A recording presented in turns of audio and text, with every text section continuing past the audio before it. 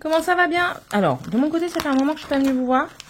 Hein, Céline, elle fait beaucoup de choses en ce moment. Elle est très préoccupée en plus de ça, donc enfin. Mais on essaye de rester quand même un petit peu régulière, donc au minimum, une fois par semaine. Voilà, voilà. On continue un petit peu cette petite citrouille qui est très très jolie. Moi, j'aime beaucoup cette citrouille. Franchement, je la kiffe. Je la kiffe. Donc là, étant donné que je pars du centre pour partir vers les extérieurs, je vais faire les petits points roses. Les petits points roses, c'est le numéro 7. Le numéro 7, on prend les cuirs et 7. C'est du maroon. Il ne faut pas que j'oublie de faire ma leçon d'espagnol aujourd'hui. Alors, nous allons discuter un petit peu. Premier temps. Il ne faut pas que j'oublie le deuxième temps. Je suis très perturbée ces derniers temps. Enfin, perturbée. Très occupée. J'ai plein de choses à réfléchir, plein de choses à penser. Et du coup, comment vous dire que c'est un petit peu compliqué de rester très régulière dans certaines choses. J'ai pas de ciseaux. Qu'est-ce que c'est ce bordel? Pourquoi il n'y a pas de ciseaux? Pourquoi?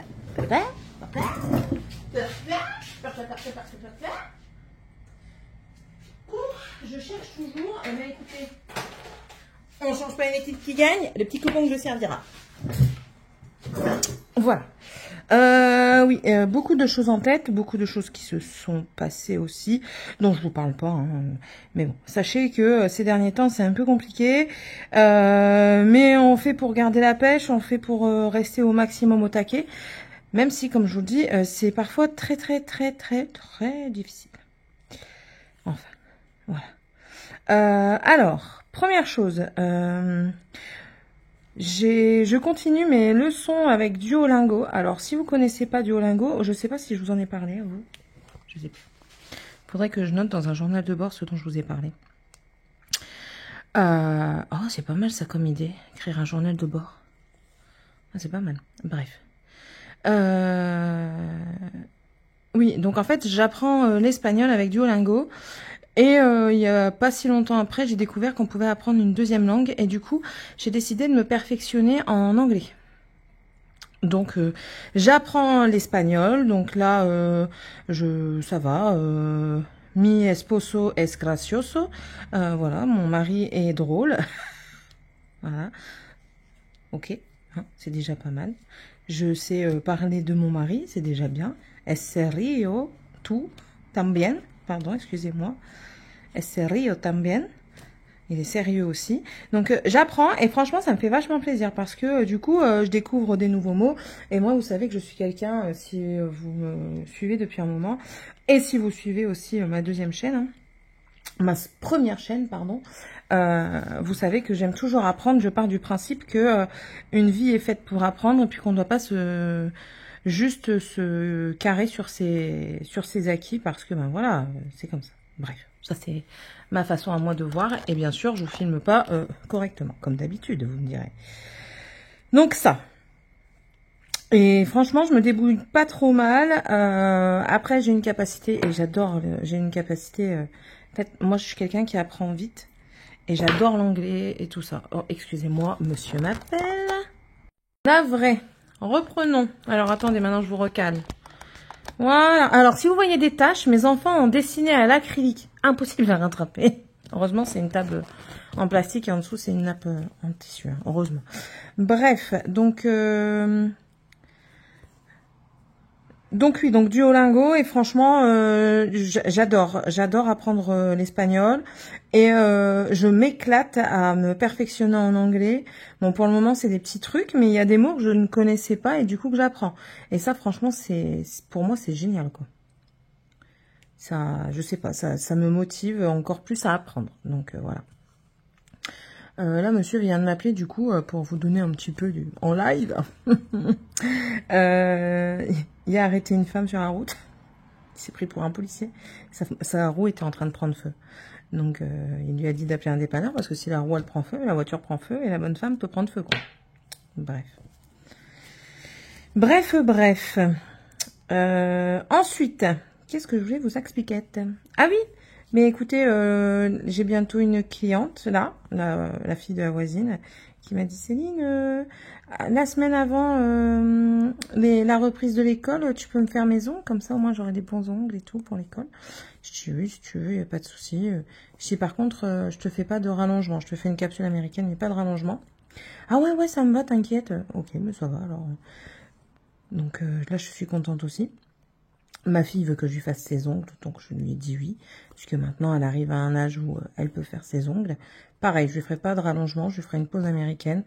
Enfin, moi je trouve que quand ils sont plus jeunes, enfin, pas quand ils ont 18 ans, ils font ce qu'ils veulent. Hein. Mais en dessous de 18 ans, on peut faire des poses. Hein. Normalement, c'est 16 ans la norme. Enfin, il n'y a pas de norme, il n'y a pas de règle. Légalement parlant, on peut poser à tout âge. Je parle de légalement parlant. Éthiquement parlant et physiologiquement parlant, donc par rapport à la physionomie de la personne et à la génétique et enfin à la biologie et tout ça, enfin bref, un ongle est considéré mature à partir de 16 ans. Donc, c'est-à-dire que si vous le faites avant 16 ans, il est possible que vous... Je dis bien possible, c'est pas une obligation. Il est possible que la matrice de l'ongle puisse être endommagée. Alors, elle peut être endommagée... Alors, je continue. Hein. Elle peut être endommagée si vous avez une prothésiste ongulaire qui ne fait pas attention. Déjà, une prothésiste ongulaire ne voudra pas poser sur votre fille de 12 ans. Soyons clairs. Il faut être honnête. Sur une fille de 12 ans, elle ne voudra pas te faire de rallongement. Ça, c'est une obligation.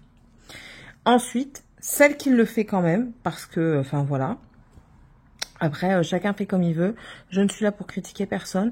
Je ne suis pas la police. Je donne juste des infos. Ok. Ce qui pourrait, c'est, du coup, que la pose soit mal faite. Et du coup, qu'il y ait de l'infiltration et une possibilité de mycose. L'air de rien, ça va attaquer l'ongle. L'ongle n'étant pas mature, il peut être déformé à la base de l'ongle. Et du coup, la déformation s'en suivra tout au long de sa vie. Ce qui peut aussi endommager, c'est si la personne se retourne un ongle. Ça arrive très régulièrement. Il m'appelle encore, il m'agace. Oh bah tant pis, il me rappellera. Ça arrive très régulièrement de se retourner un ongle en ouvrant une porte. Il me saoule. Lui, je vais devoir faire du montage. Il me saoule. Hein. Du coup, je reprends dans quel sens? Alors, je vais faire là parce que j'ai plus beaucoup de fils. Donc oui, donc le fait de se retourner un doigt, de se choquer un ongle, enfin voilà, ça peut aussi provoquer une déformation de la matrice. Et surtout, je dis bien surtout, si vous avez des enfants qui souhaitent faire leur ongle avant 16 ans, comme je dis, c'est libre à vous, hein, c'est vous qui décidez, c'est pas moi, je ne suis pas leur mère. Vous faites ce que vous voulez, moi je donne juste des infos. Surtout, dites à la prothésiste ongulaire de ne pas toucher les cuticules. Laissez votre enfant pousser ses cuticules. Je parle de pousser les cuticules. Vous prenez un bâton de buis. Bon, là, je vais prendre ça, mais bon, voilà. Les cuticules, c'est ça. Donc, vous laissez votre enfant pousser ses cuticules avant d'y aller, parce que sinon, la prothésiste ongulaire va le faire. Et du coup, vous lui dites bien que vous n'acceptez pas qu'elle touche aux cuticules avec une ponceuse. Je vous explique pourquoi. Une ponceuse, quand on fait les cuticules, ça peut être... Oui, j'en ai à peu près de cette... Je vais vous montrer. Attendez, j'arrive.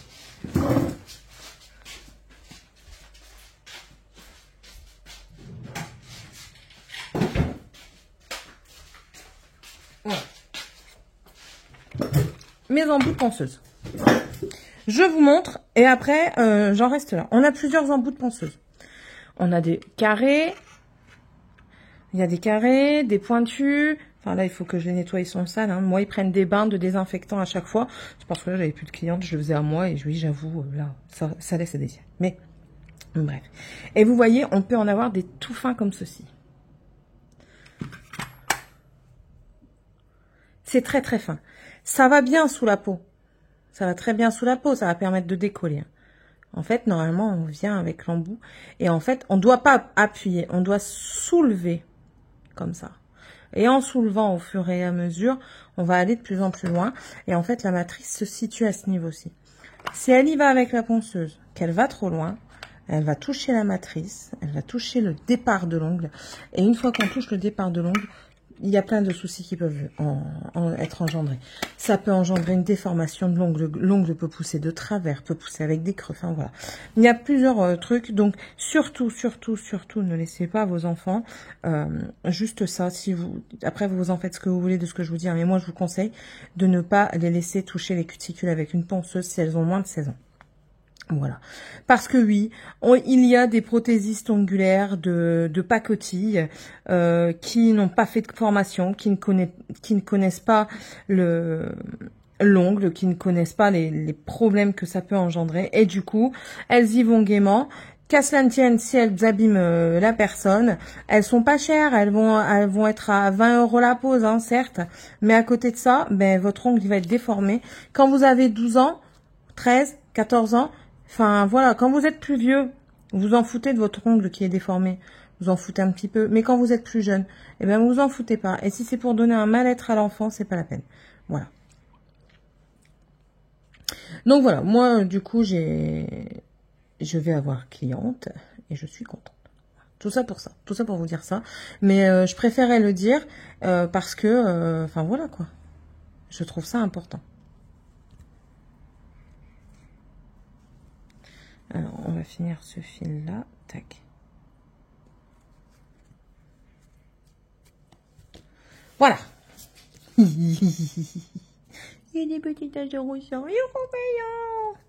Bon, bah, du coup, maintenant, c'est le rose. Le rose, c'est le 24. 24. Et c'est du orange. Voilà.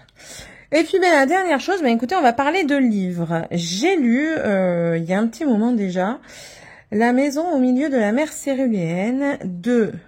Comment il s'appelle? Je ne sais plus. TJ Klune. Voilà. Je suis revenue sur son nom. Alors, au début... Alors, c'est un pavé, attention. Hein, c'est pas un mini-livre avec juste 100 pages. Hein, c'est un pavé. Au début, je vais vous dire que j'étais quand même assez sceptique. Hein. J'étais pas dans l'histoire. Mais vraiment pas. Après, il y avait eu un hype de fou. Moi, je mets la lumière. Il fait très sombre aujourd'hui. Il y a eu un hype de fou sur cet ouvrage. Et enfin, je pense que j'en attendais beaucoup mieux dès le départ. Bref, cela étant, j'ai continué l'histoire. Eh bien, écoutez, j'ai été subjuguée. Mais vraiment subjuguée. C'est de la fantaisie, on va dire. Je dirais même de la romantécie. La romantécie, c'est de la romance et de la fantaisie. Et alors, pour vous situer un petit peu, on est dans le monde actuel et en fait, les monstres sont parmi nous. Monstres entre guillemets. Ils sont recensés et les 3/4 sont mis dans ce qu'on appelle des orphelinats spéciaux, donc pour eux. Et du coup, il y a des agents qui vont vérifier si leur bien-être est respecté, etc. Et là, on va tomber sur une personne qui va être une personne accréditée, qui va être mise dans un orphelinat bien spécial où il y a le fils de Lucifer, entre autres. Donc, je ne vous spoile pas tout, hein. Je vous laisse le lire. Et en fait, ça parle énormément de préjugés et de... Enfin, j'ai trouvé l'histoire super belle, quoi. On a du coup cette histoire de préjugés, d'acceptation aussi des autres, de la peur des autres quand on ne connaît pas. C'est surtout ça, c'est de la peur des autres quand on ne connaît pas. Et c'est devenu hyper intéressant, hyper prenant. Et en fait, il ne faut pas... Enfin, moi je trouve que la morale de l'histoire, c'est il faut pas se fier aux apparences. Derrière un monstre, il peut y avoir une personne exceptionnelle. Derrière une personne angélique, il peut y avoir un monstre digne des enfers et de la maîtrise des enfers. Donc, voilà. Je pense que ce livre permet de voir un petit peu au-delà de la personne physique et qu'elle puisse, que l'on puisse un petit peu juger sans juger. Juger, j'aime pas ce mot, mais se faire une idée quand on écoute. on peut être quelqu'un de très physique. Et donc, de se cantonner au physique, hein, je dis pas le contraire. Chacun est libre de faire ce qu'il veut. C'est sa façon de voir est la sienne et non celle des autres. Comme je vous le dis à chaque fois, je pars du principe que chaque personne est unique et que nous ne pouvons pas vivre dans le monde des bisounours, c'est pas possible, même si on aimerait, et que tout le monde a des caractères différents, des histoires différentes et des façons de voir les choses différemment. Le but dans tout ça, même si vous êtes différent des autres, la chose que tout le monde devrait, c'est être tolérant. Voilà. Et je trouve que c'est ce qui est le plus important dans cette histoire, c'est d'apprendre la tolérance et il le montre bien. Franchement, ça a été vraiment quelque chose de... Je n'ai pas vu le temps passer. Pendant la lecture, j'ai pas vu le temps passer en fait. Et c'était un bonheur, mais je me surprenais à dire, mais allez, vivement que je termine, que je puisse aller continuer parce que ça m'a pris aux tripes, quoi. C'était hyper beau, hyper touchant, voilà. Et la fin est juste très belle. J'ai vu qu'il y en avait un deuxième, mais je me demande bien comment ça va se passer, quoi, parce que bon, après j'ai une petite idée, mais enfin voilà, je trouvais que la fin se suffisait à elle-même. Pour une fois, c'était un one shot qui, pour moi, la fin n'était pas indispensable. Parce que elle laissait des portes ouvertes, mais des portes ouvertes que l'on pouvait imaginer continuer. Enfin, c'est compliqué un petit peu comment je parle, je trouve. C'est-à-dire, enfin, certains bouquins que je lis, pour moi, ils méritent une fin parce que ça reste sur un trop gros questionnement. Il y a trop de portes ouvertes avec tellement de possibilités extrêmes que je trouve que la fin est nulle. Voilà, et ça arrive très régulièrement. Tandis que là, cette fin-là, elle vous laissait une vision du futur par rapport au bouquin, bien entendu, ouverte sur plusieurs choses. Mais je veux dire, ouverte sans trop l'être parce que vous saviez que ça allait se faire comme ça, que ça se terminerait comme ça et que ça continuerait comme ça, voilà. C'est ma façon de voir. Hein, et je trouve ça vraiment, vraiment bien. Ça m'a beaucoup plu. Mais vraiment. Là, je suis en train d'en lire 2 en parallèle. Alors, je lis... Il est dans les toilettes. C'est ma lecture toilette. Comme dirait... une fois, j'ai une personne qui m'a dit, c'est la lecture caca. Attendez. Ah bah non, elle est là. Ah, elle est sortie de la lecture caca. C'est... ah oui, Love Like a Movie. C'est celui-ci, de Esme Béguin. Qui est pas trop mal. En fait, là, on va parler d'une personne avec du poids, donc c'est pour ça que je l'ai pris. Et je n'en sais pas plus. Je n'aime pas trop lire les synopsis. Généralement, j'essaye de lire juste 2 lignes, parce que parfois les synopsis sont très révélateurs. Et l'autre, c'est celui du travail. Et j'ai pas le sac là à côté de moi, il est à l'étage. C'est quoi l'autre que je lis? C'est Plus jamais de Colleen Hoover. Écoutez, ça paraît prometteur. J'ai lu 2 chapitres. Ça paraît prometteur. Donc, voilà. Je suis bien occupée. Alors, entre la lecture, le tricot, le point de croix, bon, le scrap coloriage, quoique l'envie du coloriage me titille de plus en plus à commencer là maintenant. Même si j'ai pas envie de recommencer une activité tout de suite. Mais je vous avoue que là, la détente coloriage m'intéresse de plus en plus. Donc entre ça, enfin ma vie de famille, un tout quoi. Je peux vous dire que je suis très occupée et il me faudrait des journées de 48 heures. Parce que je le veux bien, je le répète. Hein. C'est moi qui me mets des trucs comme ça. Bon, mais je suis pas quelqu'un qui va dire bon allez, tu fais ça, tu fais ça, tu fais ça, si t'as pas fait, ça va pas aller quoi. Non, non, non, non. Comme je dis à chaque fois, il faut que les activités loisirs restent un loisir et restent du plaisir. Si vous y prenez pas de plaisir, il n'y a pas d'intérêt. Voilà. Hop. Mais écoutez, je vais arrêter sur ce fil. Je vais monter la vidéo parce que je vais vous insérer l'image du livre de la maison au milieu de la mer Céréléenne. Et de toute façon, il faut aussi que je monte du coup les 2 morceaux qui ont été coupés par mon mari pendant son appel. Et puis, il faut que je continue la maison un petit peu, mais je tenais à vous faire une vidéo aujourd'hui. J'aimerais bien continuer à tricoter un petit peu aussi. Et enfin, j'ai plusieurs choses en tête à faire avant d'aller travailler. À des moments, je me dis, j'aimerais bien revenir à 24 heures pour pouvoir faire tout ce que j'ai envie. Parce que 24 heures, j'ai 2 jours de congé semaine. Enfin, 3 avec le dimanche. Et parfois, je me dis, les 24 heures, en fait, c'était pas trop mal. Mais bon, après, il faut savoir ce qu'on veut hein, dans la vie. Voilà. Allez, encore un point. Je sens que je vais perdre le fil.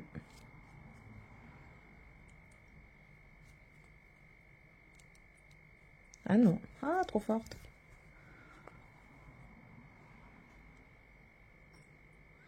Et voilà.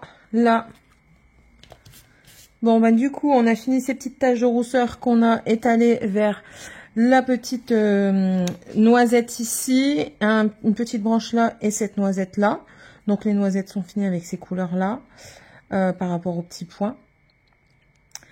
Et puis du coup, on continue hein, à chaque fois du centre vers l'extérieur. Là, je suis partie sur le rose et je vais continuer sur le rose jusqu'à ce qu'il soit fini ici. Et puis voilà quoi. Mais j'aime bien cette petite toile. Elle est attractive. Voilà, j'aime bien. Allez. Sur ce, j'espère en tout cas que cette vidéo vous aura plu. J'espère que le fait de parler de bouquins comme ça, un petit peu, vous plaise. Si vous avez envie d'apprendre une nouvelle langue, je ne suis pas sponsor. Très loin de là. Je fais de par mes propres moyens. C'est gratuit. Vous pouvez avoir une version payante, mais c'est gratuit. Dites-le moi, je vous partagerai mon profil. On pourra peut-être apprendre ensemble parce que parfois on peut avoir des petits défis comme ça dans le truc. Vous pouvez apprendre de l'anglais, de l'espagnol, de l'italien, de l'allemand. Et puis après, en fait, une fois que vous arrivez à un certain niveau d'anglais, vous pouvez apprendre coréen, japonais, le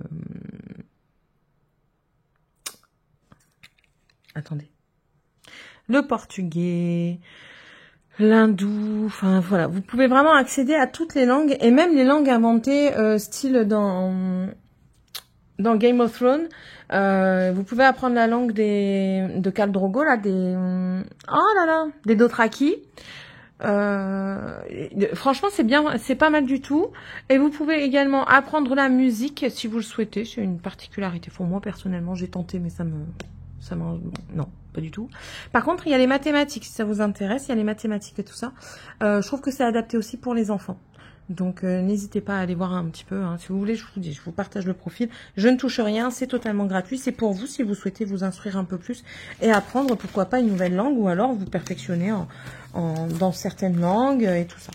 Voilà. Et ça part vraiment du débutant parce que mon mari le fait également. Et lui, il est extra débutant en anglais et il fait de l'anglais. Voilà. Sur ce, je vous laisse. N'hésitez pas à me mettre un petit commentaire, un petit like, ça fait plaisir. À vous abonner aussi parce que ça me fait super plaisir. On atteint bientôt la barre des 500 abonnés et c'est un réel bonheur. Merci beaucoup. Et puis du coup, on se retrouve dans la prochaine vidéo. Allez, bye!